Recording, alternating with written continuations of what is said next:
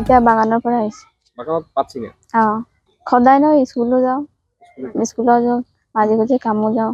অসুবিধা হয়, হ'লেও ৰাতি পঢ়ো দেৰিলৈকে। ৰিজাল্ট ভালেই। কোন ডিভিজন পাইছে? First division.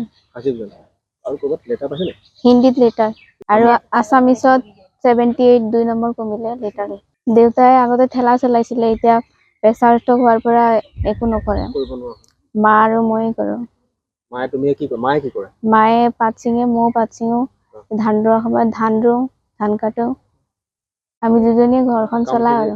আগলৈ শিক্ষক হ'বলৈ মন আছে। এতিয়া ক'ত পঢ়িবা?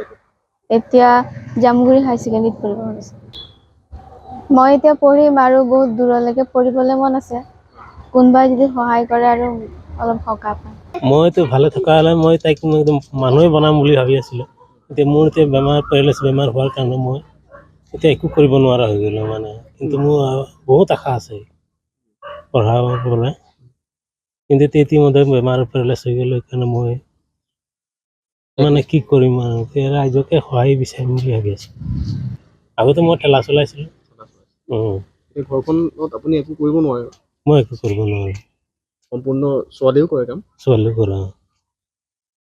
ছোৱালী কৰে আৰু মানুহজনী চলাই আছে আৰু উপায় নাই, কি কৰিব। কেতিয়াবা আমি লঘোণেও থাকোঁ কাম কাজ নহ'লে।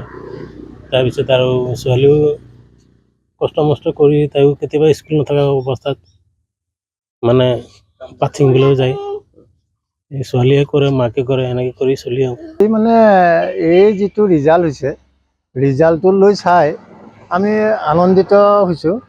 কাৰণ ঘৰখনৰ ইমান সচ্ছল নহয়, হাজিৰা চাজিৰা কৰে আৰু ছোৱালীজনীও মাজে সময়ে হাজিৰা কৰে বা পাত তোলে বা ধৰক আপোনাৰ ৰোৱা দিনত ৰুবলৈও যায়। তেনেকেই কষ্ট মষ্ট কৰি পঢ়ে। আমি আকৌ তাৰ মাজতে কওঁ যে তই অকল কামৰ ধান্দা নকৰিবি, পঢ়া ধান্দা কৰিবি।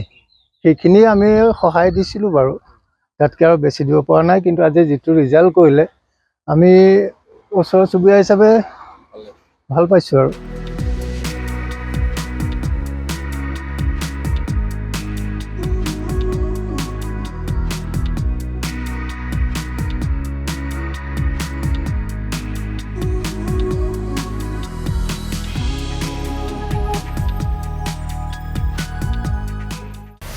প্ৰতিটো ৰাজনৈতিক দলে বজাইছে নিৰ্বাচনী ৰণদংকা।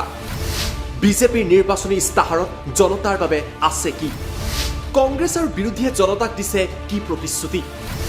AIUDF ফেক্টৰ হ'ব নেকি এইবাৰৰ নিৰ্বাচনত? প্ৰতিটো দলৰ প্ৰতিনিধিয়ে জনতাক ক'ব তেওঁলোকৰ প্ৰতিশ্ৰুতিৰ কথা।